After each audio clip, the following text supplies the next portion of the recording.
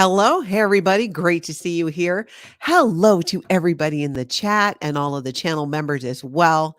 Thank you so much to my mods for being here, and my apologies for not giving you a heads up. I was running around chasing my own tail a lot today. So thank you to Dip Me in Glitter for being here, and Grace Kelly is here as well. If you have questions as we go along, everybody, just put question in all caps and have your question follow so we can get to as many of those as we can. I'm Natalie, and this is Scientology Life After a Cult, where I talk about the news that has the internet buzzing when it comes to Scientology. I also do interviews throughout the week, which is kind of what we're doing right now. I have a special guest who's going to join. And I don't know if any of you can relate, but sometimes it's hard not to take the bait. You know what I'm talking about? When it comes to drama, when it comes to trolls, when it comes to button pushing, or in Scientology, bull baiting, as we call it. How do you not take the bait? Well, my guest today, her name is Annette Walters. She's a certified life coach. She did extensive training on this topic, and you guys have heard me talk about her here and there. She has really helped me over the last couple of years with not just my healing and recovery from Scientology, but in giving me tools that I can use to handle like all my everyday life stuff so that I don't default to the only thing I've ever known, which is Scientology. And I think it has a lot to do with that, is having the right tools for everything. So I think this is going to be really interesting. It's going to be fun because I'm sure none of you have ever dealt with drama, right? Whether it's here in the community or outside of it. No one's ever like tried to push your buttons, right? You've never not taken the bait or taken the bait. It's just me. Maybe it's just me. All right, everybody. I want you to welcome to the main stage here Annette Walters, who I'm going to unmute. There we go. Hey, Annette. Hey there, Natalie. It's so good to be online with you again. It is. For some of you, if you followed my Tonka Talk podcast, Annette would come on regularly and we would do this Life Coach Friday thing. And I found it to be very helpful, not just for the audience, but for myself as well, because we talk a lot about here on the channel when recovering from a cult or a high control group or an abusive relationship. There's still this degree of drama. And Annette, we kind of want to zero in on talking about like how not to feed the trolls. Is it even possible? Well, it is possible not to feed the trolls, but to ignore the trolls, sometimes they just get in our faces. They get in our faces and they work so hard to tell us how bad this is and maybe how bad we are and how we're all going down. And yeah, we need to talk about this. We do. And Annette knows a fair amount about Scientology because, I've not only, she and I have been friends for years, but I've worked with her for the last couple of years as a life coach and sorting out my stuff. And the interesting thing, I think, for all of you is I feel like just as human beings, there's this human nature of pushing each other's buttons. And we talk a lot here on the channel about like, don't take the bait, because let's just use my community as an example here on YouTube, right? And this is the same for all of you. It could be in your office, it could be in your family, wherever it is. There are, people throw shade at you or say something, and it may be something that's totally untrue, but you can react to it and it just creates this whole beef. And that's what happens in life. You might have a family member who's pushing your buttons or talking crap about you and all that. But is there a scenario where we can have some control over our reaction to that? Um, what do you think, Annette, about, let's just start with this. I'm trying to think of a good example that wouldn't be, that would be kind of universally relatable. Without giving away the guilty parties, Yeah, like in my family. I exactly. have to I have to be very careful what I do. That's right. Exactly. So I'm Mhm. thinking like this idea of, let's talk about, let's use the chat as an example. When Okay. you're in the chat on a live stream on YouTube, people have different opinions and comments, and somebody might say something that's triggering or might be throwing shade at you or outright, calling you a name. And we often are the same part of our minds. We know that Trolling is all about getting a reaction.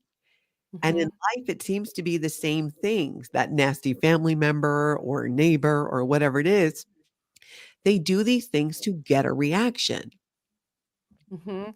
And they do it to get a reaction and to control. As a matter of fact, I just came across a couple of articles in the last, oh, probably 48 hours about the silent treatment and narcissists and Mhm. how they use it as a tool to control and they use it as a tool to punish.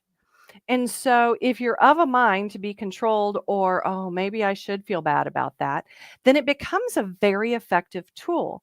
And I think you find that throughout a cross section of the population anyway, not just narcissists, Yeah. but that, we want to get a reaction out of people. Sometimes it's a good reaction, sometimes it is.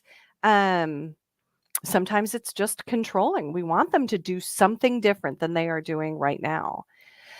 And so when we think about trolls and people who are really kind of being ugly and in our face, I think the best place to start is the fact that they're trying to tell you that something is really, really bad. There's Yeah. something really, really bad about you. There's something really, really bad that about the situation, or potentially what could happen. And I think this is the biggest gaslighting piece of the whole thing. Because if you think about life, and especially when we start to spiral about the bad things, how often do they actually come around to be? Yeah, that's true. Not very. Statistically, it ain't much. Yeah, we don't quite get to that point, or the thing that you're being accused of, you actually end up then becoming because your outrage and your reaction, then they're like, "See, I told you." Because Mhm, this is what you do. You get upset and you say this and you yell and you're like, "I wasn't even upset before." Like, what just happened? The gaslighting, that's a big part of the control in Scientology, for example. mhm. Yeah, and it's like you're taught to think that we should care about something that if on a normal day, in regular circumstances where the emotions weren't already heightened, somebody came and said that thing to you, it's like, wait a second. It's like you're trying to tell me there are now 15 suns out there with purple stripes, and I need to go take a look at it. Yeah. I mean, it just gets to be ridiculous on those days. But when we're in that heightened emotional state, it's like, oh, maybe I'm wrong. Mhm. Maybe, maybe I should consider this. What are people going to think? Um, Especially for your community that has, there's so many of you who are out there spreading the word and it both online and protesting in person. It's important to remember that even when people come against you and publicly attack, um, it still drives viewership. It's still there is bad news is still, what is that saying? Where bad publicity is still good for the brand or something like that? Yeah, Because if you can handle it well, if you can handle it, oh, what am I trying to say? If you can without being reactionary about it. without being reactionary, with actually being well thought out, it actually can give a real boost to you, who people think you are, and to where you want to really take your message. Because ultimately, y'all need to be heard and Mhm. understand, especially with those people that are on the edge, in order to be effective at your cause and getting the word out and making a difference and taking this down. Yeah, and one of the biggest tools that Scientology will try to use to stop critics, people who are exposing Scientology, and they've done this for decades, is to gaslight that person or the people around them to create, conflict and drama. Now, there's always a level of even without that conflict and drama because Scientology is not out there doing that to the world, yet we see this happening all the time. What would you say, like, if somebody wrote something about me, say, on the internet, What? like, go and comment something and it says that I don't even know what that would be. Tell me in the chat, you guys, what are some good examples of gaslighting and things that people say that would set somebody off when it comes to this. 'Cause Mhm. I know you guys are awesome about that. And earlier people were saying too, it was like, yeah, all publicity is good publicity. Yeah, thank you, that's what I Yeah. needed. Mhm. Any attention is good attention. That's what they were saying. Yeah, I think that especially when you're dealing with, a subject like taking down Scientology. I mean, really getting that news out there, even if somebody comes in and starts listening to you because of some piece of drama, yeah, it it really can open up the door to listening to the rest of it, especially if you are well calculated, not necessarily calculated, but well thought out and logical in how you respond. yeah. Because yeah, and Here's one a of the good one. Here's a good one. So Corn Freak, I do believe is in Chicago and protests in Chicago protest Scientology. And one of the lines that Scientology uses with their people, and then they say this to the protesters as if it's a bad thing, that they do it for money. Oh, you're getting paid to be there. And Mhm, I'm over here like, I hope y'all are getting paid to be there because you can monetize on YouTube. It's why wouldn't you, if you can, do that, right? To me, the most beautiful thing is being able to expose Scientology and make a living at it. I'm mhm. literally living the dream over here. So just even that line that, "Oh, they're just doing it for money." Mhm. Well, and your exact response here is a well thought out response. It's taking the comment that's coming towards you and going, okay, is there truth in that? In your case, yes, there's Mhm. truth in this. Yeah. And even though they're setting it up that, oh, that is so shameful, you're like, no, it's not shameful. This is just the way that this works. And because of this, I am able to be out here doing this. And so it's taking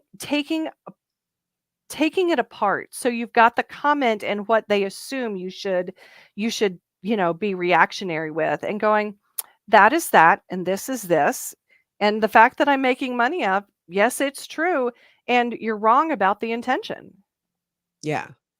And knowing that, because I think that's part of where people will get in their own way is feeling that they need to convince the other person of that. Whereas one of the things that I've learned along the way a lot with your help is that, well, if somebody says to me, "Well, you're just doing it for the money," and now because I've worked with you for a while, I can kind of quickly in my head. I always tell Annette, I'm like, "You gave me great advice this week," and she's like, "We didn't even talk." I'm like, "I know, but you're in my head."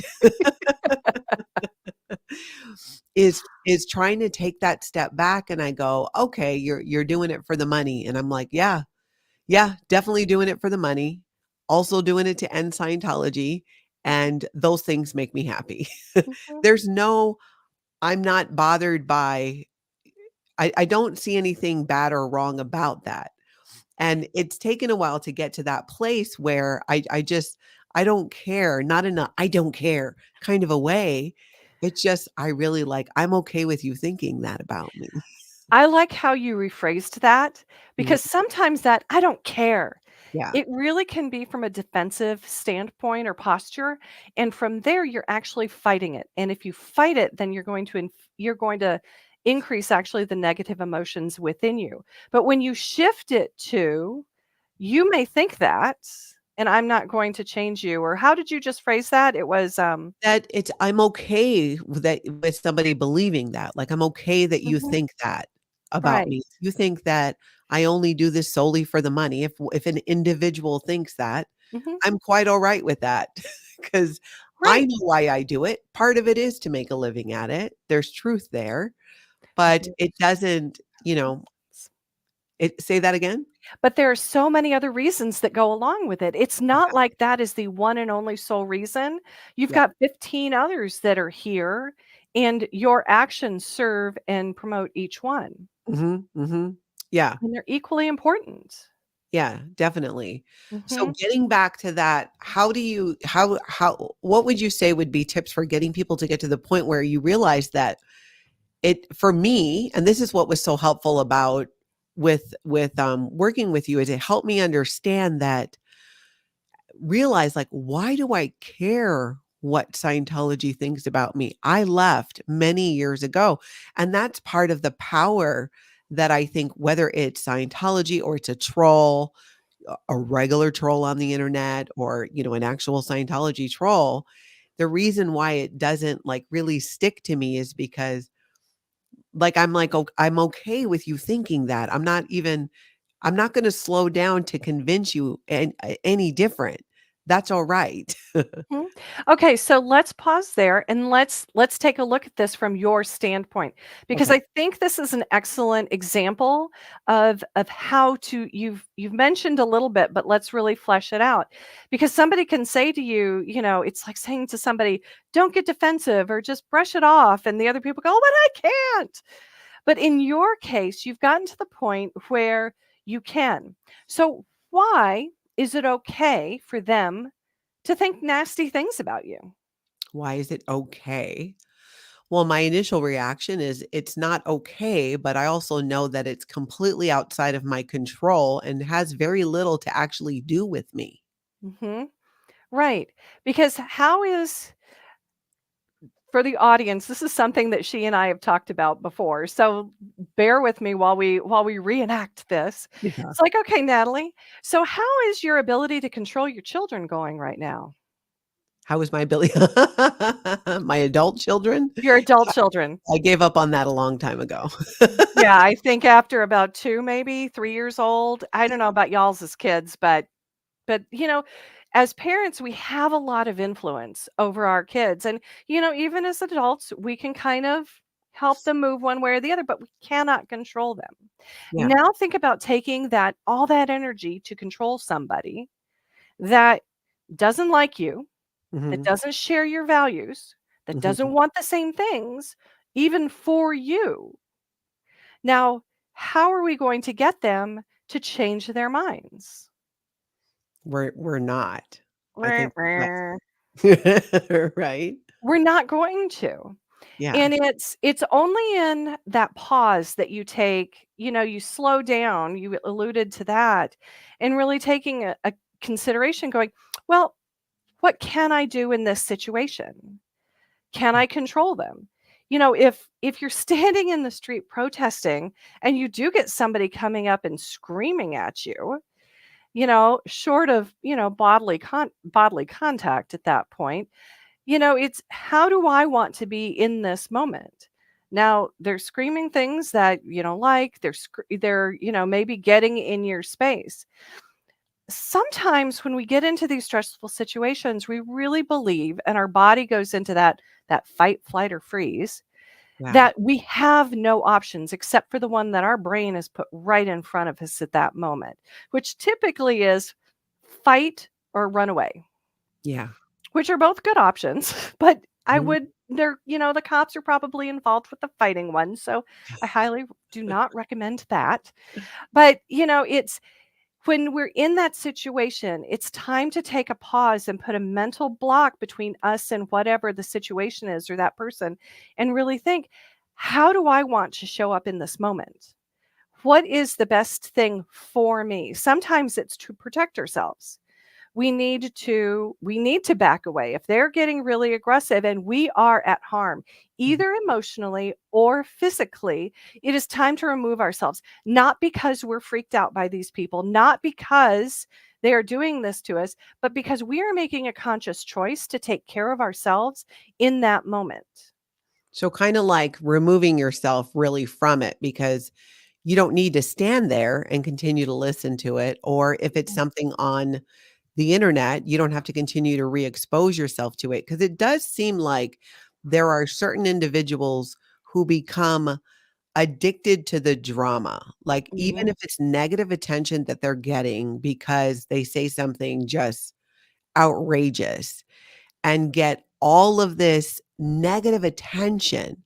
Because 'cause I've seen this, right? There'll be a video or they'll write something, and it's like 90% of the comments are telling the person, like, "You've lost your mind." It's not one troll. This is a situation where it's like, it's the person, yet they'll double down Mhm. and come out with even more of that same kind of hate, even though the attention they're getting is negative. It's saying, "Hey, what's wrong with you? This is not okay. This is hateful."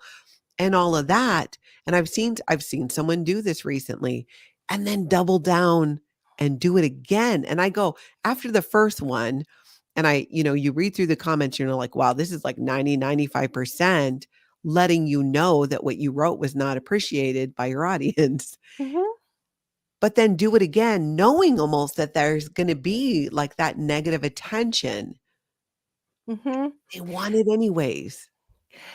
And in certain situations, I mean, we've seen this in family dynamics. If you're this old, you have seen this in family dynamics. I had a set of grandparents that I loved dearly, but the way that they communicated is that they bickered with one another all the time.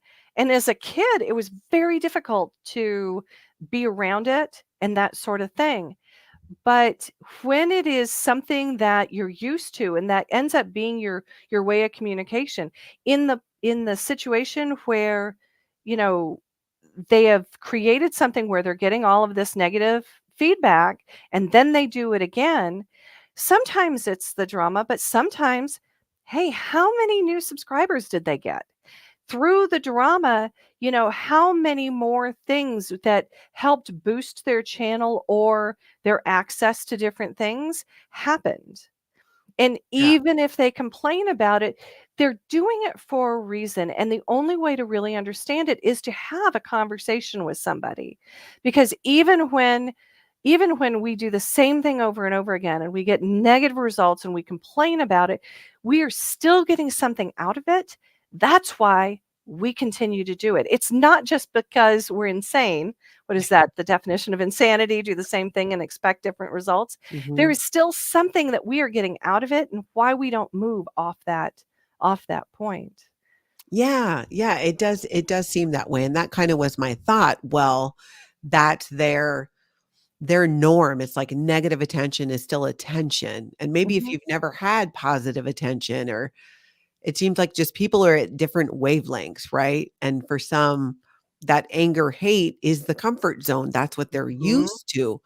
So if it's not going on, they need to actually create it mhm. and then, start with the mudslinging.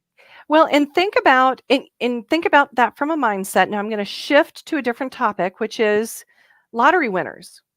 Mhm. How many people win huge amounts of money and then 5 years later are in more debt than they were in before they hit the lottery? That's the statistically, it is very, very high again. And the reason is because their mindset going into winning all of this money was that they don't have money, that they're not a family that has money. This just isn't. So when they accumulated all of this money, it feels very uncomfortable and it looks really fun, but they start spending and then getting into investments and they end up upside down on the other side because the mindset is I don't have money. Oh, so in other words, having that belief going in, like if that's your belief, that's interesting because it really makes you look at what your beliefs are then about yourself. Because if you already believe that or you have an insecurity about it, and someone makes the comment like, like if I felt there was something wrong with making money, Mhm. then there would be some, I guess, guilt or something over it. So if Shame. somebody said shame, exactly. Mhm. But if you don't have the shame in the first place, then it's like, well, you can say that all day. It's sticks and stones. Exactly, and if you take it all the way back to what you learned in Scientology, which was to care about what everybody thought about you, Mhm, because frankly, if you don't, adhere to the rules, you get kicked out, and that's worse than death, mhm. type of a thing. Of Yeah. course, you're going to live in a world where shame becomes the norm, fear becomes the norm. All of these negative things become the norm. And even though they're ugly and they put stress on your system and they break us down, maybe even mentally, there still is that comfort level that you talked about. And to move out of that is really moving into the fear of the unknown. Mm. You've known people who you've tried to be nice to, and they really like it for a little bit, but after a while, it's so uncomfortable to them that Yeah, they that just will can't kinda even function. yeah, and we'll often do things to create that conflict or that whatever that need is. But that's interesting what you said about, and someone said that in the chat too, about the fear of the unknown. If all you've known is like a lot of conflict and anger and doubt and anxiety, and that, like, in Scientology, you're kept in fight or flight. So that was probably, I want to say it took me maybe a decade to realize that that actually was not my baseline. Mhm. And it didn't need to be, but you're kept in that state that when I wasn't there, it's like I was just waiting for the other shoe to drop because that's Mhm. all I knew. Right. Exactly. And when that's all you expect, that's what you create. Yeah. And it really takes, we've spent a lot of time pausing and looking like at a simple phrase. I talk a lot about words matter. Yeah. It's why when I'm working with somebody, I don't let them say negative things about themselves because it gets in there and then we make decisions about it. And if we think badly about ourselves, we can't see the opportunities that are in front of us. And so Yeah. we have to start with the simple words that are going on. And if you take that, so if you get that for yourself, you take that out into the world. So we've got these people who, will, when you're in the public eye, you just get haters. It's just what happens. I like the idea, "Ooh, I've arrived. I have haters. Woohoo." But at the same time, it takes a little while to understand and have it be okay. We're back to, Mhm. how do we take it in and just not take it in, but have them believe something that isn't true about us and let them go along their merry way. And Yeah. one of the things is and that's why I brought up the example before of, maybe the norm is fear or shame or whatever it is, because when we realize that people outside of us have a different set of rules, have a different set of values, then have a different set of you just really vision of where they want life to be or today or in the future, Mhm. we can pause and go, oh, you don't get me. And we can take it a step farther and realize, frankly, I don't have words in my head to explain to you in a way that you will understand. Mhm. Because at that point, it's understanding that they don't have the background, they don't have your values, they don't have the life experience that would lead them to even be able to understand what you're trying to explain. Right. And it is worth your time to try and explain, but really not bang your head against the wall because when you reach that point where you're like, oh, they don't get it. It's not because they're less than. It's not because they're stupid. It's just because they haven't had the same experience in this world that you have had. And Mm. they're on a different path. Yeah. That makes a lot of sense. And I can see how, when those comments come flying out, if you're not, if you just react to it, you just take it in. And that, I think, is like the magic sauce right there, is the realization. And I've spoken to people who've come to this realization. I learned it with you, but even some women who, you get to a certain age and you realize that, wait a minute, what people think about me actually doesn't change who I actually am. Like, it's knowing who we are ourselves and knowing that. And when I was leaving Scientology and they sent 2 Sea Org members out to handle me, and I took the meeting with them, and I knew what it would be, but for me it was more about closure and sing the song and dance. But I was concerned. There was this fear that I would go back if they pushed the right buttons. And that's part of why I wanted to be in front of them and let them try, because I had had that realization too, that, wow, why am I trying so hard to convince Scientology why I need to leave? I am never going to convince Scientology and the people there why I need to leave, and that why me leaving makes sense for me. No, I just needed to leave and let them Mhm, think whatever it was they were going to think. That's when the fight ended, because at that point I was like, oh, it doesn't matter what they think about me. This is not my group. These are not my people. These are not people I'm going to go to for advice. So why would I care what it is they think. And see, isn't that amazing that they provided such a strong life lesson for you? Yeah, they You really did. know, I can use all things and do it, use it for your good, is the saying. And, you know, this, which was out to destroy you, actually provided the place where you learned a life lesson that you took forward into so much more than just leaving Scientology. Yeah, that One is true. one of the things that I wanna bring up, especially since y'all are kind of a tight-knit, passionate community, is that because so many of you, you know, those of you who were in Scientology, Mhm.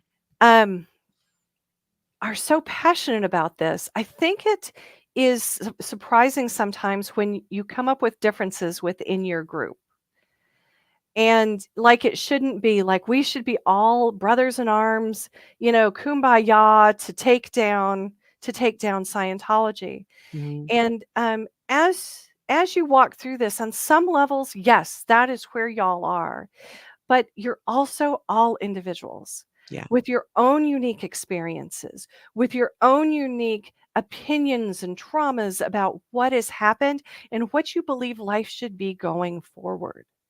And so when there are disagreements within the ranks, I encourage y'all to pause and just be witness to each other, because y'all can have the most compassion of anybody in this world because y'all have gone through similar experiences, and it doesn't have to be the same, and y'all don't have to be on the same paths or, you know, achieving the same goals or fighting down the similar monsters. But you can still love each other and come together and really just be a community that supports each other in your own way. That is so true, and it very much is. I never thought about that before too, that it was like that's the example I learned from Scientology. I've often said that everything I wanted to get out of Scientology, the gains and the life-changing things, that all happened when I left Scientology. Mhm. That was, Yeah. that was the lesson and taking it forward from there, and it's still even when I realized that, there was still some time where it still felt like this fight or this battle, which in the beginning there was because I was, dealing with keeping my daughter and getting my daughter away from them long enough for her to decompress and wake up to what was really happening. And that is what occurred. But they were just coming at me and my family in the meantime. And Mhm. and I look at that and I look at now, because now too it's pretty easy, especially since, I grew up in Scientology, I was in the Sea Org. There's just they play by the same rule book, like we know what they're gonna do. And you can see, like I can see the difference between just a regular person just being a troll and what is actually a Scientology troll, because I know what their playbook is. But with either one, like you're saying, there's just this power and relief in realizing that you can just walk away. Mhm. But they taught all of you to fight each other, which is the weirdest thing because they are all about conformity, but at the same time, writing up reports against each other all the time. Yeah. I mean, it's like it's always suspicion. It's always, you know, the only focus is doing something wrong. What is somebody doing wrong? Got you, And got you, got you. so when you come out to this side of the world, you know, of course, that's the norm. And so it can be very fear driving to find somebody who doesn't agree with you 100%, Yeah. even if you're on the same side of the fight. Yeah. And that's And the other thing so I've Mhm, learned is that there are people in my life who I absolutely love and adore mhm. Good that I have people.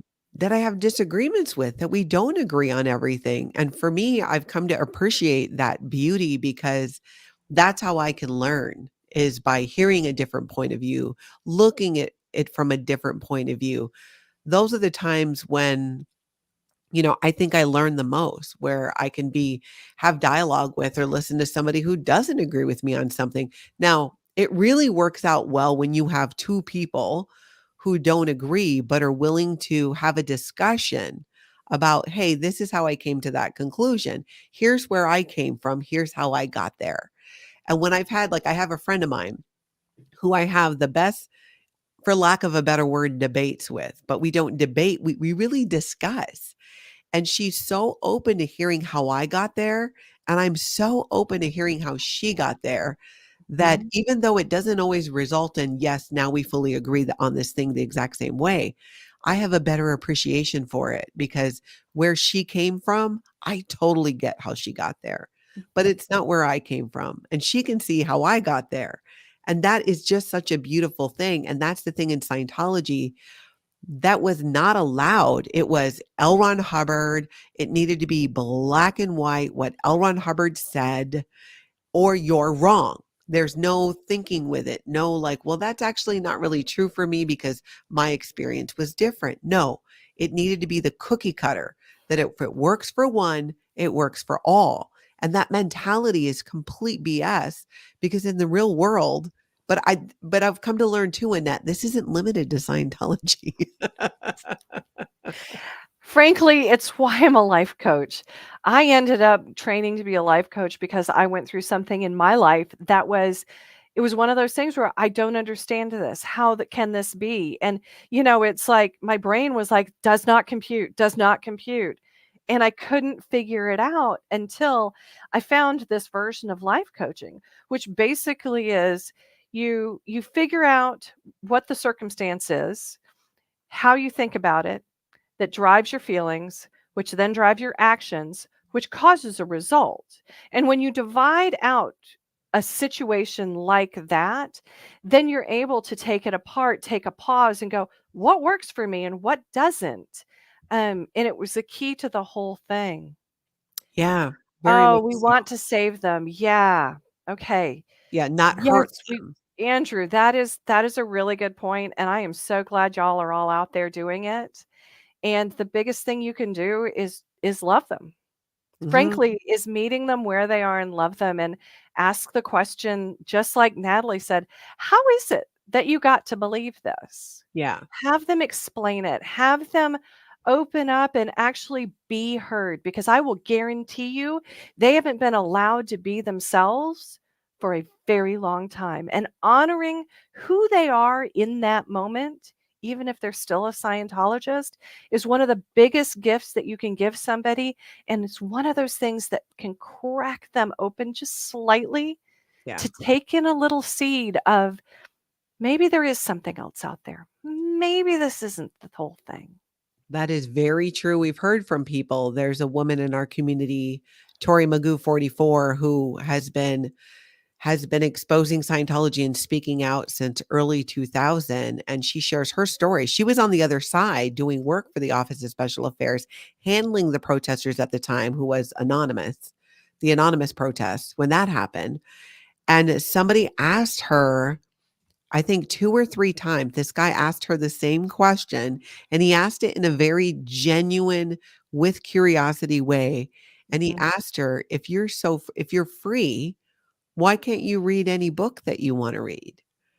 It was as simple as that, and for her, about she heard it, and I think the second time was like, "Well, wait a minute, yeah, if I'm so free," because in Scientology, it's promoted that it's all about freedom and having all being free and all this, yet it is the opposite. It's the further you go in Scientology, the less free you become, the more obedient you become.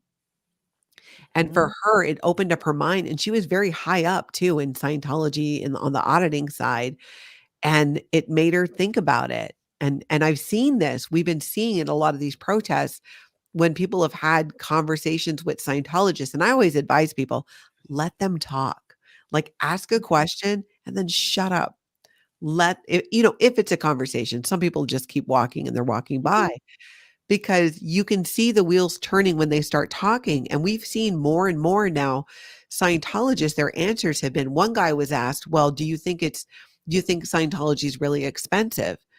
And he's like, well, kinda, yeah. But it's a great education. mhm. That is an honest answer. Yeah, it's expensive, but for me, it's worth it. I value it to that level. That's Mhm, more of an honest answer than just saying, "It's not expensive." That's a lie. No, it is expensive. mhm. But again, honoring them and allowing them to be where they are because we cannot have influence over people if we assume they should be someplace that they're not in this moment. Because they will immediately put up walls, they will immediately start to attack, or, whatever my favorite thing is, the shore story. Give you a line that just kind of makes you move on. Yeah, Whereas yeah, having those real conversations is such a huge and powerful weapon against the lies. and And being willing just to have it and to hear an opposing side about it too, I think is part of it, is knowing that because that's why, in Scientology, they're trained to put on the blinders and close the ears and don't listen to it. But sometimes, and you'll notice sometimes it's a Scientologist who's actually quite older and been there for a while because it was different back in the day. It was still a cult and there were culty things about it, but it got way more culty, in the 80s and moving forward from there. The control became so much heavier. I've heard from people that used to be in the Sea Org where they're like, "Oh yeah, we would go to the beach, we would go to the movies." And I'm like, "What?" What? Mhm. It's Yeah. being able to just kinda, like, confront that and just be okay with it. But the curiosity point in asking and letting them answer, I've really seen that play out. And it's not always easy to do when it feels like they're coming at you, right? And Oh, or yeah. No, it's trying to real. gaslight you. And that initial fight or flight that hits you, that is real. And frankly, you're not gonna stop it. Yeah, But the goal here is to just identify it in the moment. It starts by identifying it after the fact.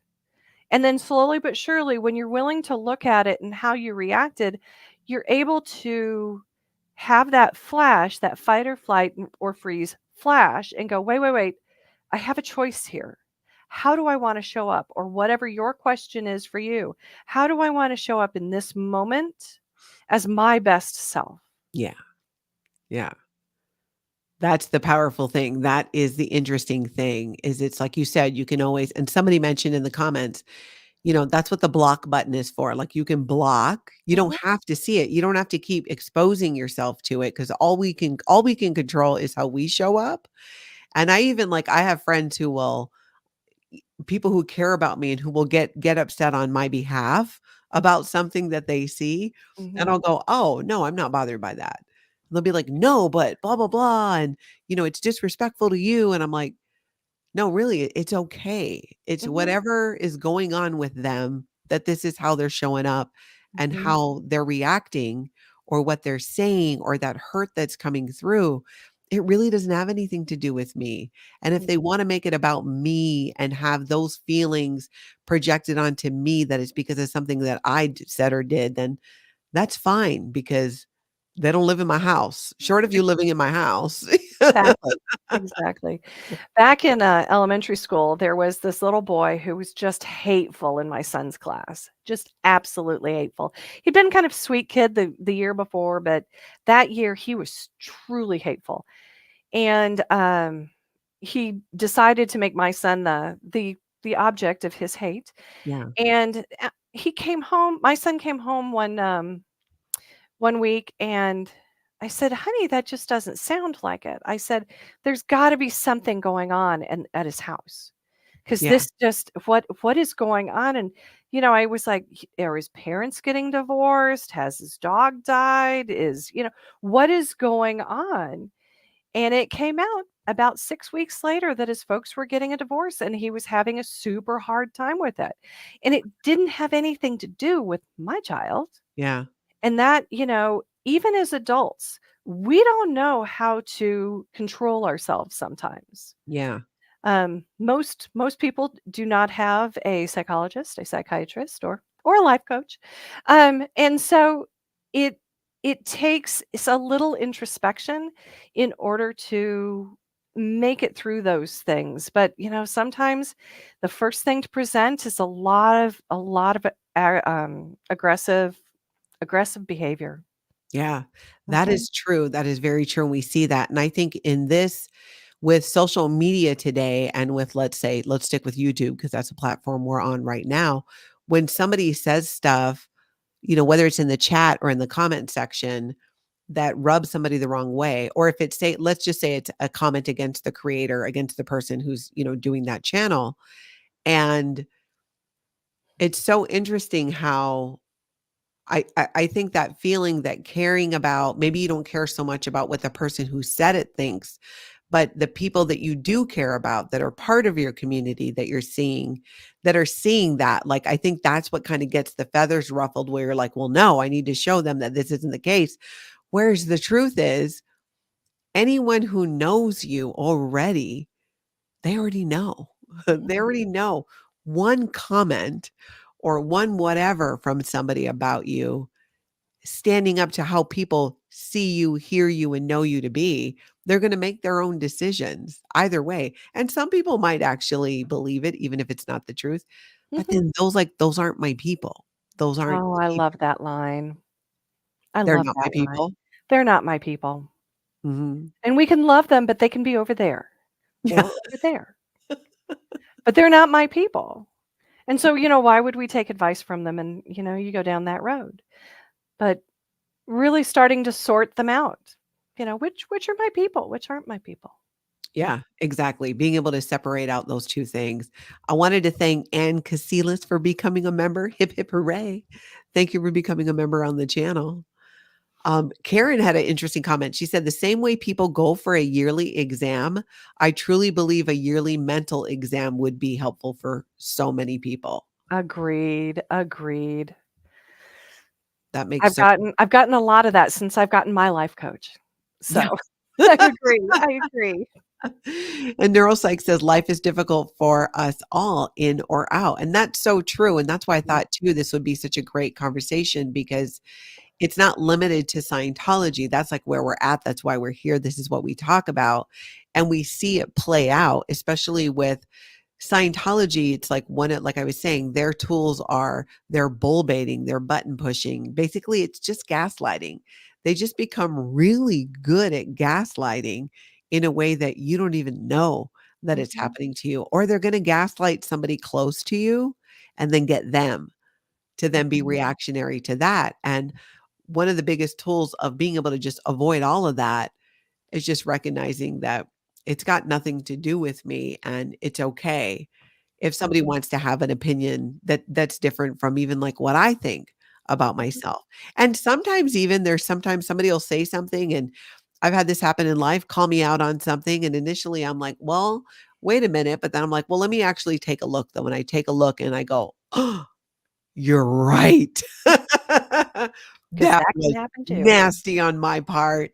I Mhm, apologize, like, you're right, I wasn't looking at mhm, it like that, and you see, but it's just that tends to be with, creating a safe space for people to even get there. mhm.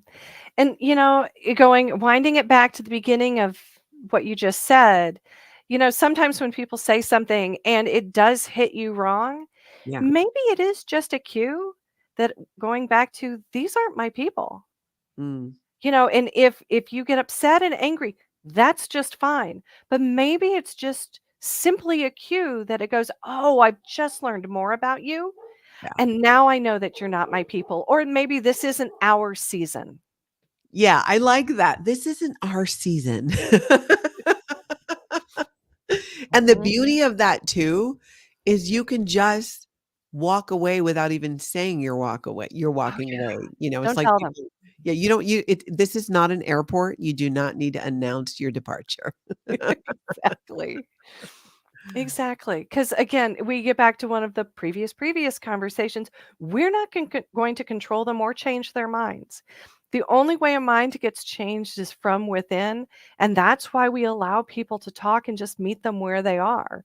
Yeah, Because if they start investigating enough and they create space to pull new things in, that's where it can start to change. yeah, so we got a question for you here. This DOG, Defender of Gems, has fleas. That's such a fun name.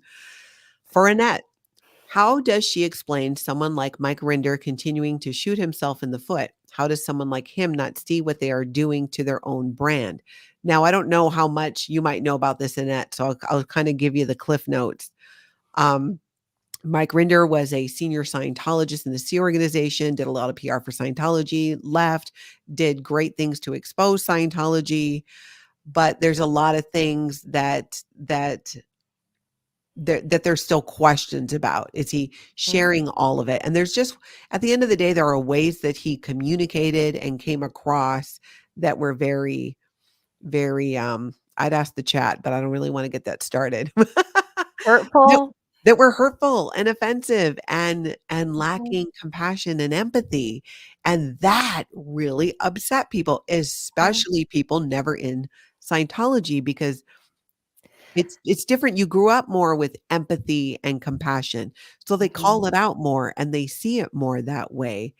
And even in the beginning, even I was like, "Mike, like, help me help you. Like, this is I think you're seeing this. Try to see it from the point of view of the people who are supporting this community, who are helping to amplify the voices of the victims of Scientology through their mhm, support, through watching the videos, through liking, whatever it is, it all helps.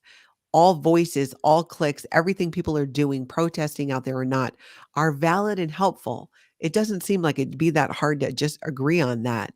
And he did double down a couple of times with that and shot himself in the foot. And just each time it just would get worse. So to back to that question of how do we explain that or understand that? I think is kind mhm. of kind of the gist. And I think from a place of understanding, that's where we need to try and get. So if you think all the way back to, the show that he was on with Lee Remini, Scientology aftermath. Scientology Aftermath. Okay, Yeah. so if you think back to that, think how he was presented to the community. Like a caring, kind of fatherly guy who really stood up for the little person and, really wanted to make a difference in this world. Yeah. Yeah, that's true. There was I'm watching a show, Elsbeth. If you haven't seen that yet, it's fantastic.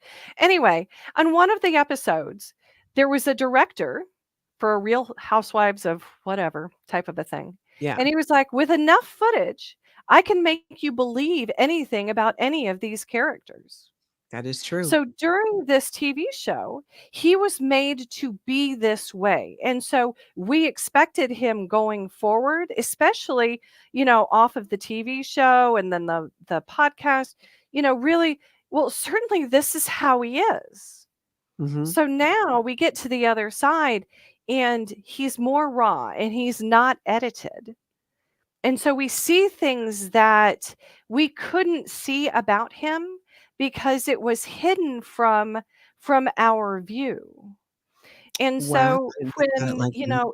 it's like, he doubled down. Why it seems so easy. Why wouldn't he understand this? Why would he continue to do this? Because he can't understand it. Either that or there is something going on with him that is maybe there's fear, maybe there's something else that we don't know of that he's trying desperately to protect, that he Mhm, can't mhm, resolve. Unfortunately, we don't live in anybody's four walls and especially not between the ears. And as mhm. much as we try to know each other and thereby having expectations, we all miss the mark when we deal with other people. And Uh-huh. so, it's seeking first to understand. And, maybe we will never understand where Mike Rinder was coming from or why he would do this or anything like that. All we can see is what he does do. And does this work for us or doesn't it? I mean, Mhm, we've now got two foundations that are going in different directions because that's what needed to happen because mhm. one has this set of values and one has this. And, you know, as of right now, they don't meet, but they do Yeah. meet different needs within the community. So they can both be good. That is very true because there are people who relate better, and some of it too is, just like generational. Different generations see things differently. Case in point, my grandson did something at school that he shouldn't have done. My daughter was telling me about it, and I was all about like, okay, so how much trouble did he get in his home? What did you guys do? And they did belly breaths with him. So he could learn again to remind him that when you get angry, take a step back and and take some breaths before you just go and you react. Mhm, And when she first told me that, my reaction was like, "Oh my God, that's ridiculous." But then I went, "Wait, wait, wait. Let's think this through though." And I thought, okay, just because for my generation, it was you'd get it like a kick in the ass, or because you bothered your parents with this stuff that your shenanigans at school. Back in my day, the teacher would have just dealt with it, whether it was, well, maybe not a full blown backhand, but where I went to school, they kind of did that. And I'm not saying that's right, but that's what we were used to was punishment, punishment, punishment. So I thought about it and I'm like, oh my gosh, if you can teach a child to take a step back and center themselves and not just give in to that anger and those emotions, but center themselves and be able to look at what's really going on. And when you're in that more peaceful state of mind, what happened is a kid took something away from him that he was using to build a fort, and it messed up the whole thing. mhm, Turns out when he went back to have a conversation with that kid after he, like, okay, I've belly breathed and all that, the kid didn't know. He didn't know that Oliver was using that. He didn't know. So if mhm, Oliver had applied that belly breath and taken a step back and taken a moment, he would have then looked at it again and realized maybe he should ask a question. And mhm. in that moment, at first I was like, y'all lost your mind. Then I was like, oh, whoa. Oh, your daughter is brilliant. Your daughter is brilliant. Well, it's And the see generation. The next generation are the way that it's more common. I've had 3 different neurologists tell me to meditate. I mean, it is mainstream now. It is part of our mental health. There's science and things to back this up. The power of getting centered and those deep breaths help with that Mhm, rather than just going bouncing like that. And I think some of that is we see that difference too in like when we're talking about Mike Rinder who's from a certain generation, not that everybody in certain generations are always a certain way, mhm, but he also with his background and where he came from and all that time in Scientology and the Office of Special Affairs and the suspicion and the never defend, always attack kind of mentality, you kind of go, "Oh, okay." But you're right, mhm, in a show and other things, it is edited. And I think you make a really good point that it's if we're meeting people where they are, sometimes that's just who they are. mhm. Like, okay, either Yeah. that's your people or they're not your people. But here's the thing, if they're not your people, that's okay. Then we just walk away, right? Not Mhm, continue to like go at it and try to change somebody when they're just not in that mindset. mhm. I love how, your daughter helped your grandson honor the anger because the anger is real. It comes. Mhm, Don't mhm. nobody beat yourself up for it coming because it'll come. But, using it as a cue to step back and remember, and we can use that when we have these thoughts about all of these people, either that are in our lives or who are out there. It's like, huh, isn't that curious? I Yeah. wonder how they got here. How'd Yeah. they how'd they become the person who does that? I Yeah, bet there's a exactly. logical reason. And that Mhm, is something that has been life-changing for me to realize, like, even if somebody's acting in a way that I'm like, "Whoa," I am so curious because 'cause I'm like, "Okay, wait a minute. Let's break this down." mhm, Help me understand what's happening, what's going on, and they'll start explaining, and when you approach somebody then with curiosity instead of, "No, you dumbass, blah, blah, blah, blah, blah," it creates a safe space for that dialogue to happen, which is where I can really see where the belly breath would come in handy for people who are having conflict. mhm.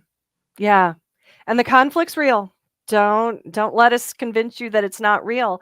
But it's, how do you personally wanna show up in that space? Yeah. And remembering that you cannot control how the other person shows up. Even though you're doing your belly breaths, they may not do the belly breaths. Not everybody's doing the belly breath. And that is, I think, kind of the thing and in a nutshell. So you make a good point. Annette, I hope you come on and do this again with me because I think we can come up with a lot of topics. In fact, I'm going to put this out to everybody who's watching and catching this on the replay.